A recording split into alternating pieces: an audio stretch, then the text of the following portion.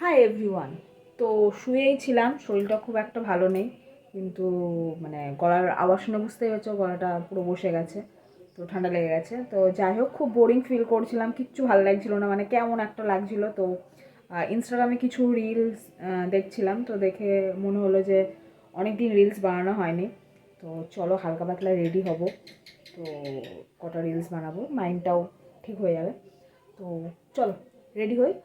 Ready হওয়াটা তোমাদের সাথে শেয়ার করব যে আমি চট জলদি কীভাবে রেডি হই। চলো।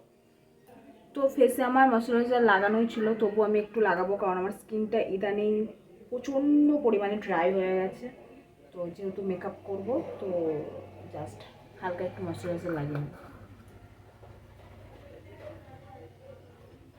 তো প্রাইমারের জন্য আমি এখানে সুইস বিউটির একটা প্রাইমার ইউজ করব।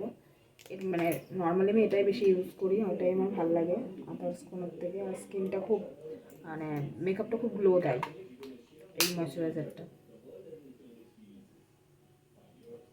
খুব হালকা নিয়েছি, মানে সামান্য একটু। আর সত্যি কথা বলতে মেকআপ করতে আমার খুব বেশি সময় লাগে না।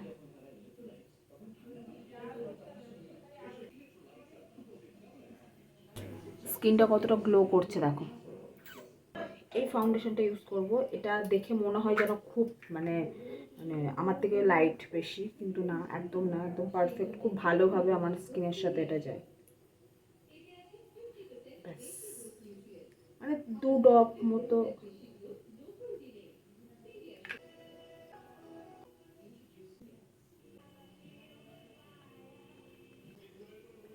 তো এটাকে আমি খুব ভালোভাবে। ব্লাশের জন্য আমি এখানে মেকআপ রেভলিউশনের এই ব্লাশটা ইউজ করছি। আর এটা আমার খুব মানে আমার সাথে খুব ভালো যায়, আর প্লাস আমার খুব ফেভারিট।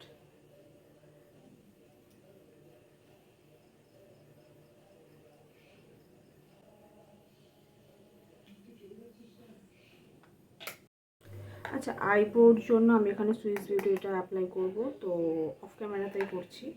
তো এটা করি, তারপর দেখাচ্ছি। তো আইব্রোটা ডান।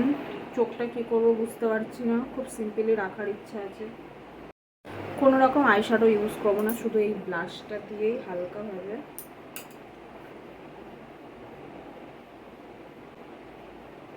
ব্যাস, আর কিচ্ছু করবো না।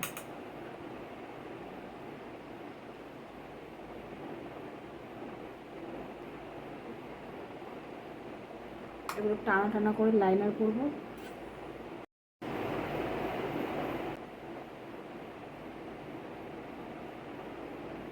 মেকআপ করতে করতে একটা অদ্ভুত জিনিস ফিল হলো, মানে এই প্রেগনেন্সিতে মানে খুব এনার্জি নিয়ে ভাবলাম যে আজকে রেডি হব, রিলস বানাবো, কিন্তু বিশেষ করে অর্ধেক রেডি হওয়ার পরে না আমার মানে কেমন যায় না, আর ভাল লাগছে না, মানে সেই কেমন একটা বোরিং বোরিং একটা ব্যাপার লাগছে।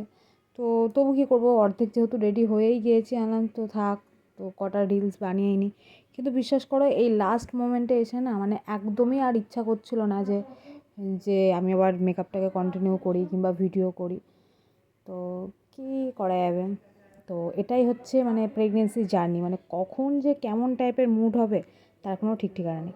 যাই হোক, আমার ভগবান আমাকে মাথায় এত চুল দিয়েছে, ভীষণ ভালো, কিন্তু আমার চোখের ল্যাশ যেটা আমার একটুও নেই, ঠিক আছে, মানে পুরো টাকলু এক কথায়।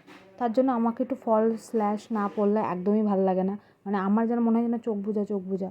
তো এখানে আমি ফলস ল্যাশ পরে নিয়েছি, একটা মাস্কারাও লাগিয়ে নিয়েছি, খুব লাইটলি মেকআপ করেছি। মানে নর্মালি আমি যখন মানে ভিডিও করি আমি এভাবেই মেকআপ করি, আর যখন আমি কোথাও যাই তখন তো আমি ফাউন্ডেশনটাও ইউজ করি না, নাই তোমার কনসিলার, নাই হচ্ছে বিবি ক্রিম, নাই সিসি ক্রিম।